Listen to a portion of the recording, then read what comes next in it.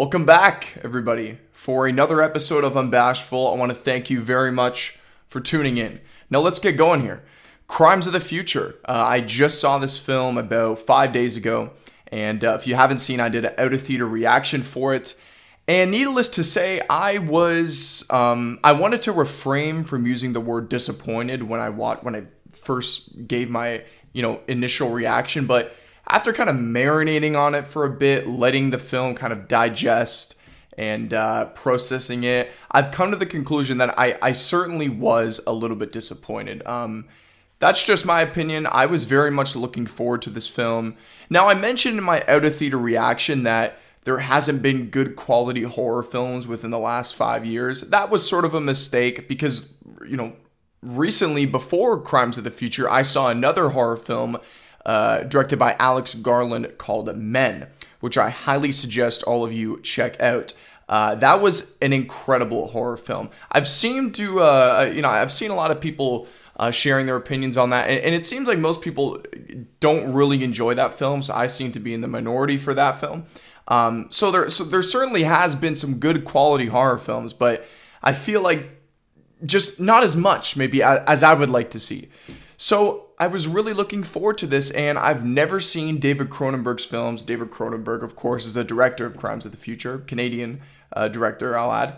And he's known for body horror. That's kind of his niche. That's kind of the genre of filmmaking that he's built such a cult following in. And this was sort of my entryway into watching his other films. And I'll still watch some of his other films at some point. Like, I certainly believe that Crimes of the Future was a well-directed film, but from a storytelling perspective, I feel like there was more that we should have seen.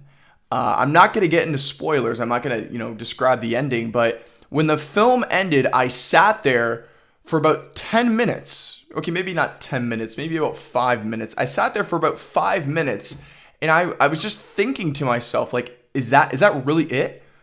Like, there's not more?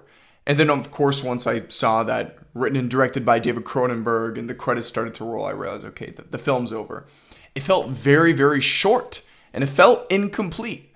Now, I also mentioned in my out-of-theater reaction that I had no problems with the performances. However, I will say I feel like Kristen Stewart's character was underutilized. I expected her to be in the film a lot more than she was. She was heavily marketed in the trailers, so I feel like for the amount of screen time that we saw of her character, I feel like she wasn't utilized enough. I felt like they didn't really give her a lot of character development. She works for this sort of like organ registration donor clinic, and she clearly has some kind of attraction to Viggo Mortensen's character, but it really stops there. We don't really see her very much more from there. And I feel like I personally wanted to see her character on screen a little bit more. Viggo Mortensen was great. He's basically the lead in this film, him and Léa Seydoux. And I feel like both of their performances, no complaints there. But overall, I was a little bit disappointed with this film. I don't think it was terrible. I mentioned that visually, like it's a very visually pleasing film, and not because of all the gore and the horror. I just in terms of like the cinematography and the way the film was shot, it looked very good. But beyond that, I don't see myself rewatching this film anytime soon. It just felt kind of underwhelming is the best way I can put it. And that's what I mentioned in my out-of-theater reaction. So that's my little review for Crimes of the Future. If you have seen it, let me know what you think. I'm curious. Maybe you'll love the film, and or maybe you'll kind of agree with me that it's just sort of like lukewarm. But anyways, on to the second headliner we got. Is Kang the Conqueror the next Thanos of this, decade of the 2020s, if you will? And I believe the answer is yes. And specifically, the reason why is because there's been reports from very credible sources that have leaked things in the past for other Marvel properties.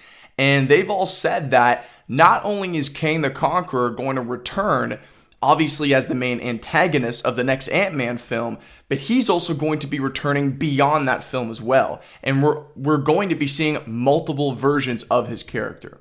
Now, if we rewind to the Loki show, right? In that final episode, that 6th episode, it was a very exposition-heavy episode. I'll even admit that, however it worked for me. Kang described the sort of history of all his different variants, and he said that before he kind of created this singular timeline, there was this multiversal war between all these different Kang variants fighting for one timeline. And the leaks and the people that have been, digging up these reports for these future films, they've mentioned that we will not only see a Secret Wars event with the other Avengers going up against Kang the Conqueror, but we're also going to see a full-on Kang multiversal war happen that was kind of explained and illustrated in that final Loki episode by Jonathan Majors as Kang the Conqueror. So it sounds insane. And for me, I have no problem with that. A lot of people have been complaining that the multiverse is going to get repetitive and redundant very quickly. And what I'll say to that is that's possible, but I talked about this on a couple other episodes. I think that we're jumping the gun too quickly, right? We're literally only halfway through phase 4. I think we need to just be patient and let things play out. Let, other characters like the Fantastic Four get introduced, because I'm sure Reed Richards is going to be an extremely pivotal puzzle piece to this next saga of, that we're building up to Secret Wars. So I think we just need to be patient. Yes, it is possible that, with the multiverse, things could become inconsequential because you kill one character. In another universe, that same character exists. You bring him back in. To a degree, we've already kind of seen that with Loki, for example. So I can understand that. Those are valid concerns. However, I will say, just be patient and let's just see how things play out before you, return judgment. That's all I'll say about that. But going back to the headliner here, I certainly do believe that Jonathan Majors' Kang the Conqueror is in fact going to be the next Thanos, if you will. Now, what do I mean by the next Thanos? Well, Thanos was a character that was built from the ground up. They were laying the seeds for that character all the way back in the first Avengers film, right? We saw that post-credit scene at the end with a very, terrible CGI clip of him. It was like a side profile shot of him kind of smirking. So they were laying the groundwork for that eventual battle against Thanos all the way back in, whenever Avengers came out, 2012, I think. So that's what I mean. Like, by the end of this saga, whether that's 30 or 31 or 32, we're going to look back and we're going to say they were building Kang the Conqueror all the way back in 2021 when we got Loki. So that's what I mean. I think Kang the Conqueror will be that next big villain that's going to have to bring all the Avengers back together to fight this threat. Now, sure, along the way, we're obviously going to get other villains, maybe villains that also could be involved in this arc that they're building with Secret Wars. Maybe Doctor Doom could be one of those characters, but I think the biggest villain, as I've mentioned, will be Kang the Conqueror. And I was watching an interview with Jonathan Majors, who is the actor playing Kang the Conqueror, and Jimmy Kimmel was just straightforward and said, Kang the Conqueror is a Thanos-level villain. And then basically Jonathan Majors was agreeing. He was like, yep, absolutely. So to me right there, that's just confirming that, this isn't like a character we're going to see for just like Ant-Man, for example. Or he's not just like a villain that we're going to see in one film and then that's it. Kind of like Yellow Jacket from the first Ant-Man. Or Michael B. Jordan's character, Killmonger, from Black Panther, right? This is a character we're going to see in multiple films. And also, apparently, as different versions of himself. And I think that's really cool. I'm not against this multiversal stuff at all. I think it's incredibly enticing. Now, I remember, it's funny now that I kind of look back in retrospect. When I look back, me and all my friends, when Endgame came out, and I don't think it was just me and my friends. I think a lot of people thought that the next big villain to replace Thanos was going to be Galactus, which is of course a famous Fantastic Four villain.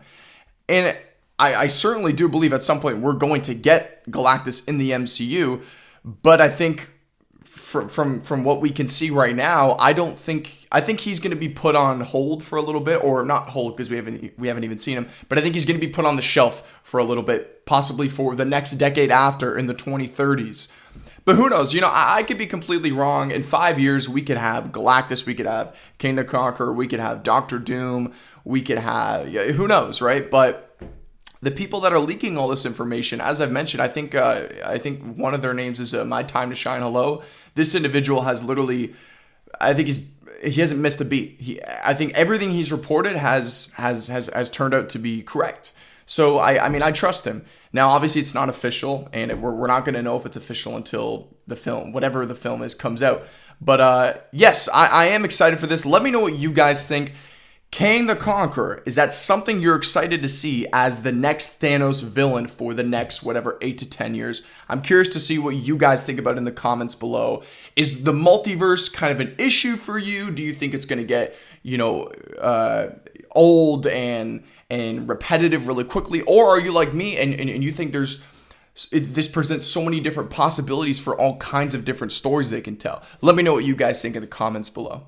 Will Ben Affleck return to play the Batman after The Flash, right? Because for those of you who don't know, not only are we getting Michael Keaton returning as his version of Batman from the 80s and the 90s, we're also going to be getting Ben Affleck. He's going to be coming back for, when it was first announced, it was described as his swan song to the character, basically meaning his way to sort of put a bow on his character, on his arc, if you will, and move on from playing Batman. Now, that could still be true. That could still be the case. This could just be his kind of conclusion to his character. There's also been a lot of rumors that The Flash is going to completely kill off the Snyderverse. I don't entirely believe that, because we still have Wonder Woman. We still have Aquaman that are getting their own films and their own franchises. These are very lucrative franchises, I might add. I still haven't seen Aquaman, but I can objectively look and see that it's a successful film. It made over $1 billion in the box office. Now, I know Wonder Woman 1984 wasn't received very well. I haven't seen it, I'll be honest. The Wonder Woman films just have never interested me.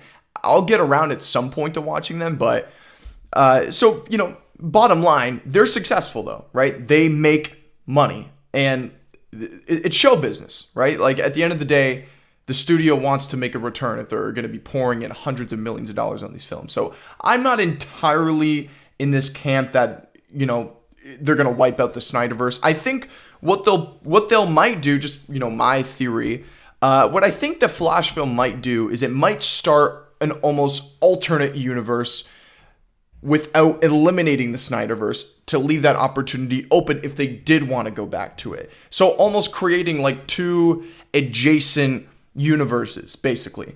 And then that way they can introduce other characters, because we do know that their Supergirl is going to be in this film. And then that probably makes sense for Michael Keaton returning in this film.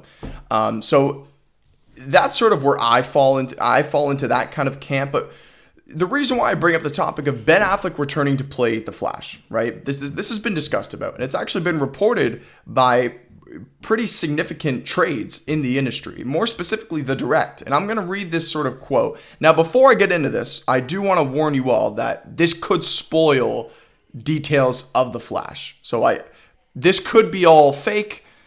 This could, fade off into dust, and we might see a completely different, idea or plot take place in the film. But this is coming from The Direct. So these guys, they're a pretty big trade in, the entertainment industry. So I'm going to read this quote. This comes from Russ Milheim of The Direct.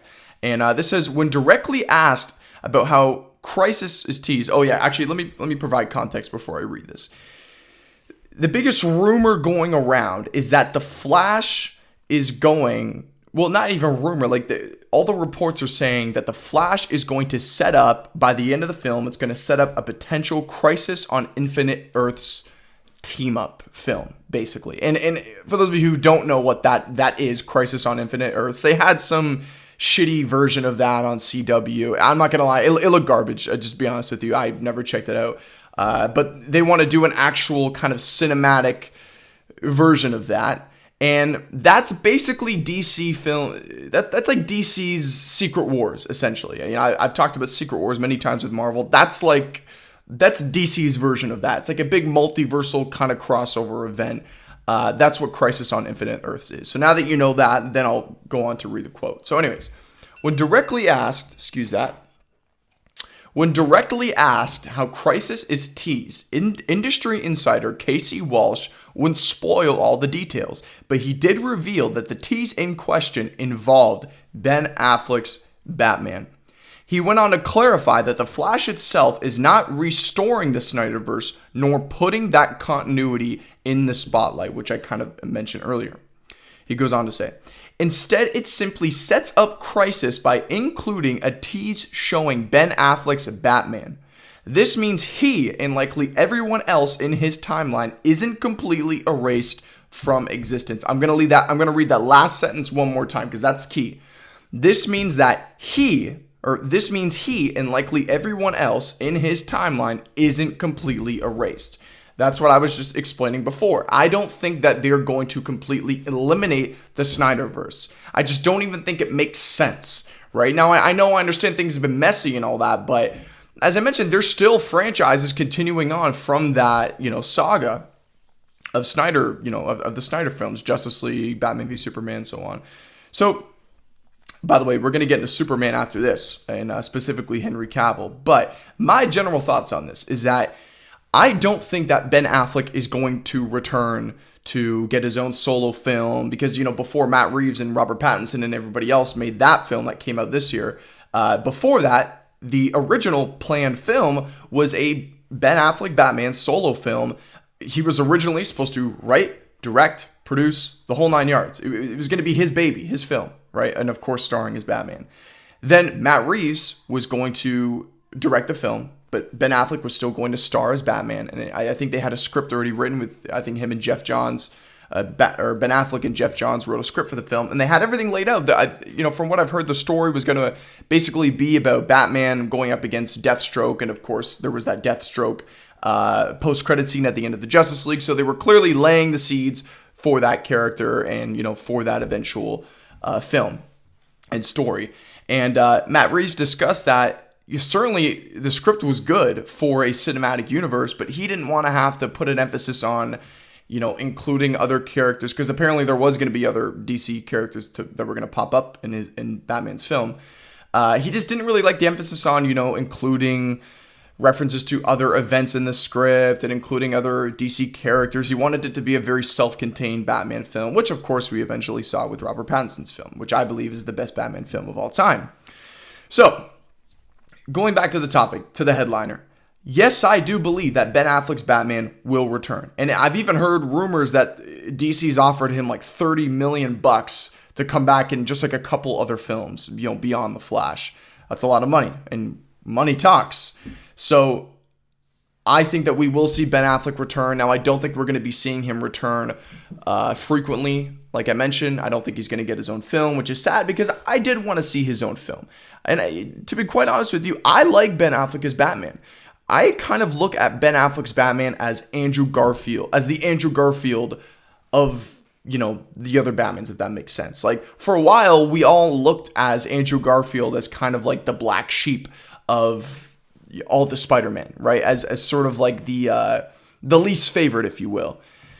But as time went on and Spider-Man No Way Home came out, suddenly people want to see The Amazing Spider-Man 3. And suddenly people are considering Andrew Garfield to be their favorite Spider-Man of all time. And I think we're slowly starting to see that, or we possibly will see that with Ben Affleck. I think once we eventually do get to this Crisis on Infinite Earths film, whether that's in 5 years or 10 years, and Ben Affleck does come back, whether it's for a short cameo or a sort of Andrew Garfield role, like maybe he plays a significant role in whatever the story is, and then people are going to be like, wow, like I wish we would have seen him more, I wish he would have stayed as a character. Like, I'm a big fan of Ben Affleck's Batman, and while Robert Pattinson is my favorite Batman of all time, I've still said that Ben Affleck Batman, in terms of the suit, his attitude of the character, I think is the most comic book accurate, and it's my favorite Batman suit that we've had. Christian Bale's, I like the Batman Begins suit, but I think the Dark Knight and the Dark Knight Rises suit was just a little too slim. He didn't look imposing. He didn't look like a threat. He looked like a dude that had a lot of resources and put together this kind of agile suit, and he was fighting crime at night. Like, I wouldn't get scared if I saw Christian Bale as Batman. I'm just being honest. Even with the crazy voice that he does. However, Ben Affleck's Batman looked big. He looked jacked, right? And as much as I love Robert Pattinson, even his Batman is a little bit on the slender side. Now, I know it's never going to be like comic book accurate to a T, nor do I want it to be. Because I think in the comics, Batman's like 300 pounds, complete muscle. That's just we're not going to see that on screen. So, yes, I do think that we will see Ben Affleck return past The Flash. Let me know what you guys think. Do you think that this is a possibility? Would you even like to see Ben Affleck return as Batman? Let me know down in the comments below. Now, the next headliner is, what should David Zaslav do with Henry Cavill as Superman? Forget Henry Cavill. What should he do as Superman in general, right? It's been almost 10 years. I think 9 years since Man of Steel. Man of Steel came out in 2013. And there's basically been nothing. Obviously, we've seen Henry Cavill in Batman v Superman and Justice League, but I mean those films weren't entirely as successful as the studio sought out for them to be. So the two questions by fans have been: first of all, when are we going to see Superman? Is Superman the character? And second of all, are we going to see Henry Cavill come back? Because there's quite a few people that want to see Henry Cavill come back, and I sort of have my own feelings and opinions on this. Now, I like Henry Cavill as Superman. However, the Superman character as a whole, I've never really found that character quite interesting. And the reason being is because he's basically immortal, right? Now, there are immortal superheroes that we see. Like, there's obviously Thor, but they find a way to build that character up, include him in other films, right? Add emotional weight to his character, build the world around him. And we haven't really seen that with Man of Steel, with Superman, right? Now, of course, he's got his, mother Martha and all that, but I just feel like specifically with Superman, he is just so overpowered. It's so difficult to tell a compelling story that actually feels like there are stakes. It feels like there are consequences because this guy just can't die. I mean, I just referenced Thor, but I think, to be honest with you, I think that Superman, now, I don't care if you don't agree with me or not, I think Superman is even more overpowered than Thor, just to be quite honest with you. I mean, that's just how I feel. So I think it's just very difficult to tell a story about that character, and just, to me as an audience member, I can't find anything relatable about that character. Now, I understand, people could say, dude, it's a fucking superhero. It's an exaggerated being with all these powers. Of course, nobody's going to find that relatable. I understand that. However, I'll counter that and I'll disagree that is true. However, even in other superheroes, there are ways that they ground those characters to a degree to have ways that the audience can relate to a degree, right? With Spider-Man. Spider-Man, of course, has these incredible abilities, but he's just a guy that lives in a shitty apartment, struggles to make ends meet financially, right? Those are things that people can relate to, right? I mean, he's often seen as kind of like a loser at school. He kind of gets bullied, right? Like those are things that people go through. Those are things that people can relate to, right? With Batman is an incredibly skilled individual. He's very smart, but he doesn't have superpowers. He is just very, very strong. He has incredible hand-to-hand combat. He's so incredible at all these different things, but at the end of the day, he's just a man. He's just a man. There's nothing that makes him super. Whereas with Superman, he's just so cosmic, and he's literally an alien. It's hard to tell, in my opinion, a compelling story about the character. It, of course, is possible, and Man of Steel, I enjoyed. Not as much as other people, but I did enjoy the film. So anyways, let's get back to the headliner.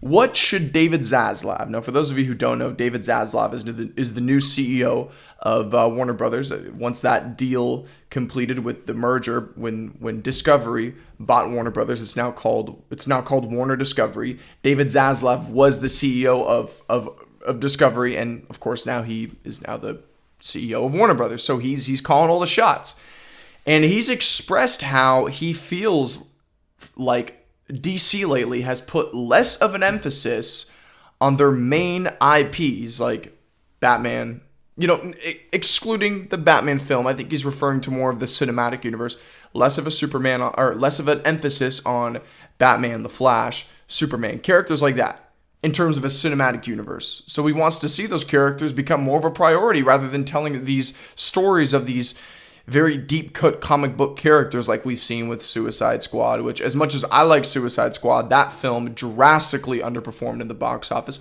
Much of that had to do with the day-and-date release with HBO Max, so that obviously pulled money away. Or I don't think the film was a day-and-date release, but I think it had that shortened theatrical window of like 30 to 45 days or something, and then it jumped right to streaming. It was either one of those two.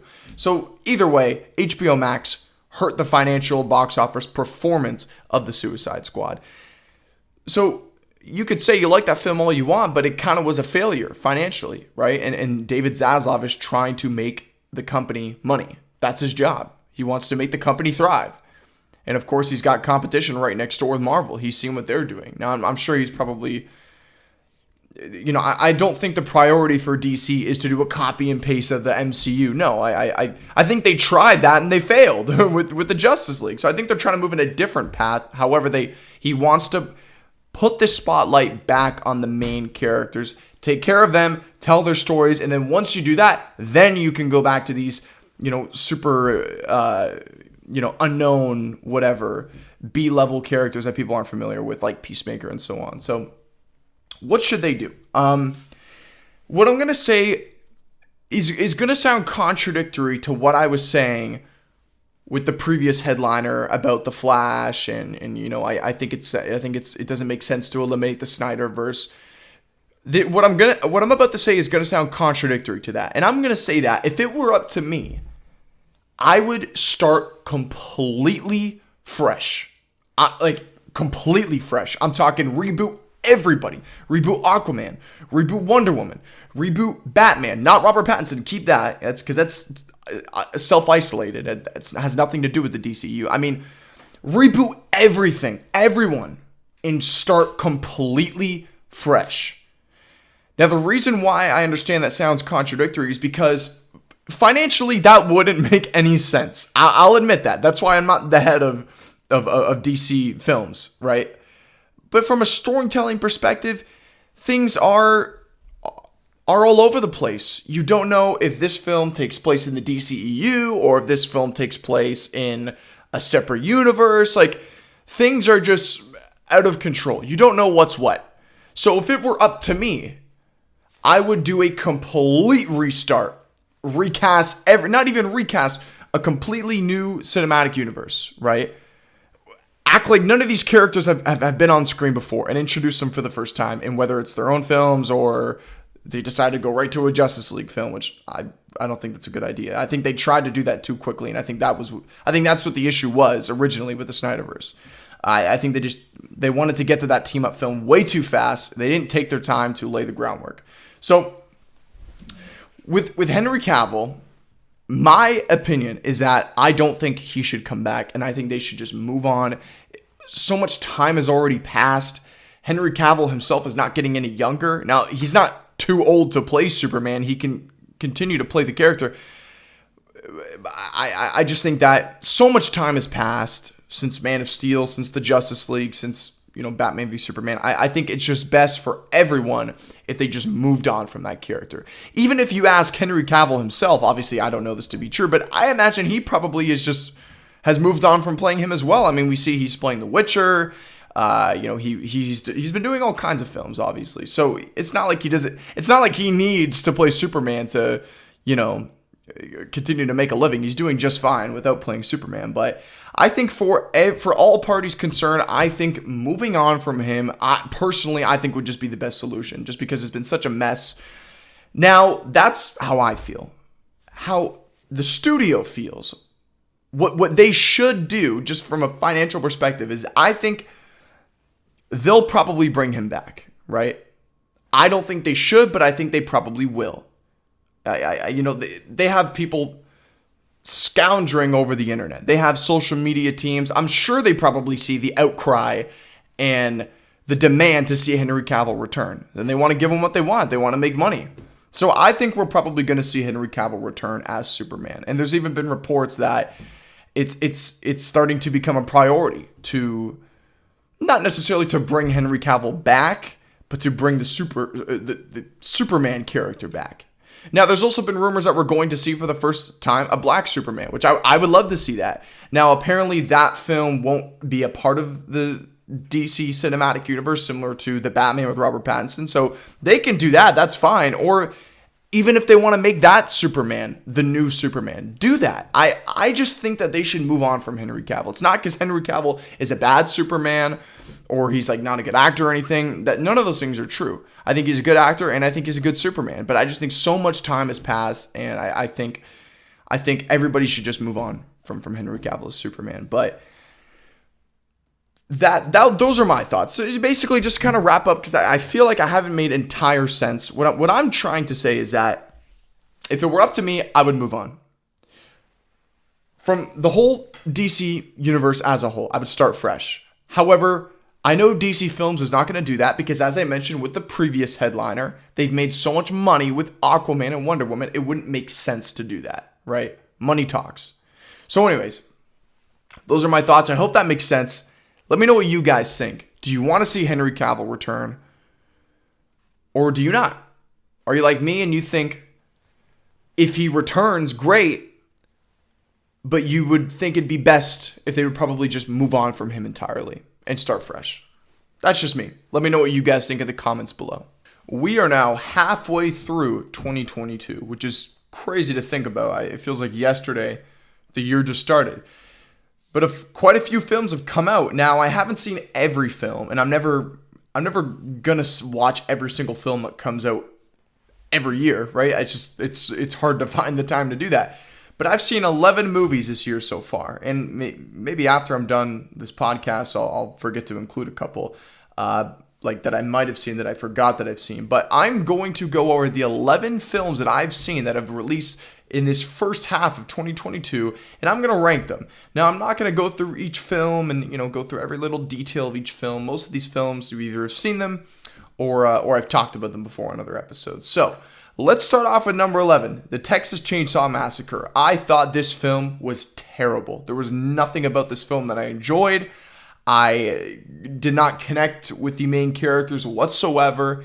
I thought they were unlikable, and they just kind of annoyed me. So, and the Texas Chainsaw Massacre himself, the whatever, I didn't really enjoy this film, and didn't work for me. So that's number 11. Number 10, Turning Red. As I've been getting older, I don't really watch cartoon movies that much, as much as I used to, which only makes sense given you're growing up, you're getting older. It's not really the subject matter that you're interested anymore. It's not like that for all people, but that's how it's been for me. So I don't watch cartoons nearly as much. However, every now and then when a Pixar film comes out, I'll check it out. I'll go watch it with my girlfriend, or I'll watch it with the family, whatnot. So that's what I did. I watched Turning Red with my girlfriend, and there were certainly some redeeming qualities in this film. It takes place in Toronto. That's, of course, where I'm from. So, there were certainly some things that I enjoy, but overall, the film didn't really work for me. And I found that a lot of times they were really trying to kind of throw in your face these big, bold messages they were trying to illustrate to the audience. And, messaging and themes and appeals and all that, that's important to have in a film and a narrative, but it can't be like, you have to make it flow throughout the narrative in a way that makes sense. And I don't know, I just felt like they were just trying to push so many different things in my face, and it was just, I was like, no. Anyways, number 9, Jackass Forever. Now, Jackass is one of those movies that I grew up watching them as a kid, and stupidly enough, I would watch them, and I wouldn't listen to the message provided warning. These are professionals doing the stunts. Don't do them at home. Don't do them at home. Of course, me being a 12-year-old, I didn't listen to that. I'd go out with my friends, and we would act like idiots, and we would jump out of trees and go down a hill in a shopping cart, and we were just stupid. So I grew up watching these films, and for nostalgic reasons, I enjoyed this, of course, and I actually thought that many of the things they did were pretty funny and looked pretty painful. So it's one of those movies where you just want. I feel weird even calling it a movie, right? Because from when I think of movies and films, I don't think of Jackass. Let me know if you guys are the same way, but it's just a film. You go in there to turn your brain off, have some laughs, eat some popcorn, and that's pretty much it. So that's number 9. Number 8, Fantastic Beasts: The Secrets of Dumbledore. I've never really been the biggest fan of the Fantastic Beasts franchise. I watched the first film. I enjoyed it, and truth be told, I enjoy it more than this film. But if you watch my out of theater reaction, which by the way, I encourage you to check it out, I saw it with a friend of mine named Zach, and I just didn't really enjoy it. I found the film to be, for lack of a better term, boring, to be quite honest with you. Yeah, sure, it touched some nostalgic beats. They revisited Hogwarts and all that. Now, I will say, I have not seen the second Fantastic Beasts film, so I'm very much a casual viewer when it comes to this franchise. The Harry Potter films, however, I love them. I've seen all of them many times. I've read the first couple books, but I'm a big fan of the Harry Potter franchise. But these little spin-off films they've been doing, for me, they haven't really worked. So that's number 8. Number 7 is The Bubble, directed by Judd Apatow. Is it Judd Apatow? I think that's his name. Famous in the comedy genre. He's directed and produced films like Superbad. I think he produced the Step Brothers. He's got a whole catalog of comedy films, the 40-Year-Old Virgin. So this is his kind of ballpark. And this is a Netflix film. And basically the premise and the plot, it just shows a film that's being made during COVID, when COVID first happened, and sort of the inconveniences of constantly doing testing. It's a very meta film, but I enjoyed it. I had a good couple laughs, and for what it was, I enjoyed it. So that's number 7. Number 6, Crimes of the Future. I talked about this film earlier. Kind of disappointed, kind of let down. Not a terrible film. I enjoyed certain elements of it, but it just felt very underwhelming. So that's number 6. Number 5, Doctor Strange in the Multiverse of Madness. I've enjoyed Doctor Strange a little bit more than most people. I thought it was a great story. I often hear a lot of people say it was self-contained, it was self-isolated. I don't think that makes any sense at all. There's constant references to other Avengers, and it picks up. It's almost like an epilogue to WandaVision. So I don't buy that at all. And I definitely think that it sets up the Secret Wars arc that we're, as an audience, that we're seeing. So I think it was a very important film in the MCU, and I enjoyed it. Number 4, The Northman. I am a huge Robert Eggers fan. I've preached about him as a filmmaker many times on this channel. I've talked countless times how The Lighthouse was a very influential film for me to wanting to be an actor. I think that film's a masterpiece. So I've fanboyed over Robert Eggers before, so when I heard that he was doing this other film called The Northman, I was very excited. And I really, really liked this film. I thought it was far more action-packed than any of his other films. However, I don't think it's better than The Lighthouse, but I do think it's better than The Witch. So I once again, I think another hit for him. Not a masterpiece, but I really enjoyed it. So that's number 4. Number 3, Men. I talked about this film earlier as well. I just saw this about a couple weeks ago. Came out of nowhere. The trailers looked very intriguing, but after watching the film, it far exceeded my expectations, and they were significantly high going in. So that was directed by Alex Garland, who's directed Ex Machina and many other films. So very talented filmmaker, and I loved Men. I loved Jesse Buckley's performance, and basically the plot and the premise. It's a woman who's struggling to deal with grief and a tragedy because her husband committed suicide. And so she's sort of on this retreat to kind of heal and process her traumatic experience. And while she's on this retreat, she's constantly coming across these different individuals that all look like each other, and that's pretty much all I can say. I don't want to spoil it. It has a very interesting twist towards the end, and I wouldn't want to spoil that for you, but that's number 3. Number 2 is Everything Everywhere All at Once. I've talked about this film countless times. I love it, and I think it's going to inspire future filmmakers and future actors and just people that want to get in the entertainment industry. And I think it's a great film. Is the best way I could put it. Number 1, The Batman. I love The Batman. I've said many times, Robert Pattinson is now my favorite actor to play the Caped Crusader. And The Batman itself, the movie directed by Matt Reeves, is my favorite Batman of all time. Yes, it's better. I think it's better than The Dark Knight. I think it's better than all of the Christopher Nolan Batman films. I think it's better than all the Michael Keaton Batman films. I think it's better than Ben Affleck. I think it's the best Batman we've had. Just my opinion. Feel free to disagree. So that is my mid-year ranking, my report card, if you will, for the first half of 2022.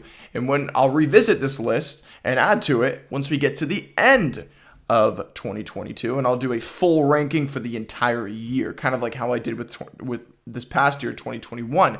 Let me know what your ranking is so far for the films that you've seen. I'm aware that there are films on this list that you're probably wondering, like Top Gun. I have not seen Top Gun yet. There's a couple other films that I haven't seen. So once I get around to those, maybe I'll talk about them on the next, the end of year report card. So now we're going to transition to my top 10 most anticipated films for the rest of 2022. Number 10 is The Gray Man. At the beginning of the year, they showed like a little sizzle reel on YouTube. It was a trailer showing snippets from other films that are going to be coming out on Netflix later this year, like Netflix exclusive films. And in this little sizzle reel, they showed a quick clip of a movie, looked like some kind of action, buddy cop movie starring Ryan Gosling and Chris Evans, Captain America. And we've had an actual trailer for it, and I think it looks pretty good. I feel like we haven't, when's the last time we saw Ryan Gosling in a film? I can't remember. So I love him as an actor, and I also love Chris Evans as an actor. So I think seeing them on screen together, I think their chemistry, in the trailer, their chemistry looks great, and I think it's going to be an entertaining watch. So that's number 10. Number 9 is Creed 3. This film is being directed by Michael B. Jordan, and obviously he's going to be starring in it as well. So I think that's very intriguing. I think he's been working in the film industry for a while, so I'm sure he's worked with great directors. So I think he's probably learned a lot, and I think he's ready to kind of showcase his filmmaking skills, along with obviously performing, which we all know he's a great actor. And starring opposite of him in this film as the antagonist, I imagine, is going to be Jonathan Majors, Kang the Conqueror himself, who seems to love playing these villainous roles. And there's been, I've seen behind the scenes footage of them filming, I assume to be a training montage with Jonathan Majors at the beach doing like pull-ups and, doing sprints and stuff like that. And he just looks fucking jacked. So I can't wait to see this film. And I think that comes out towards the end of this year. Next, The Black Phone, another Scott Derrickson horror film. He's, of course, re-teaming up with Ethan Hawke, who he did the Sinister films with, or at least the first Sinister film he did with Ethan Hawke, which I really enjoy that. I think he's incredible. He's an incredible filmmaker, especially in the horror genre. And I've heard a lot of buzz from the people that saw an early screening of The Black Phone at CinemaCon, and I've heard nothing but great things, and I think it looks like a good quality horror film. So that's number 8. Number 7, Black Panther: Wakanda Forever.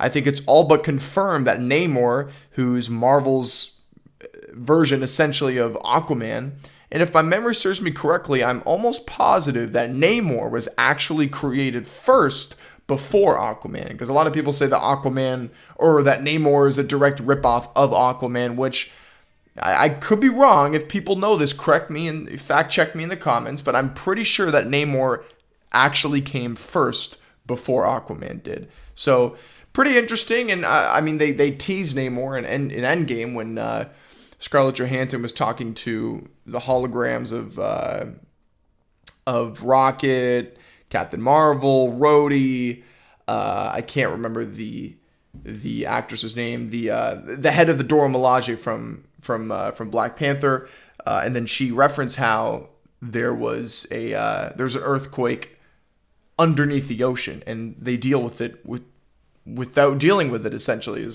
just pretend like it doesn't exist. So I think that was a direct tease to Namor, and I'm very interested to see how they're going to handle the T'Challa, of course, Chadwick Boseman situation. So rest in peace to him, of course.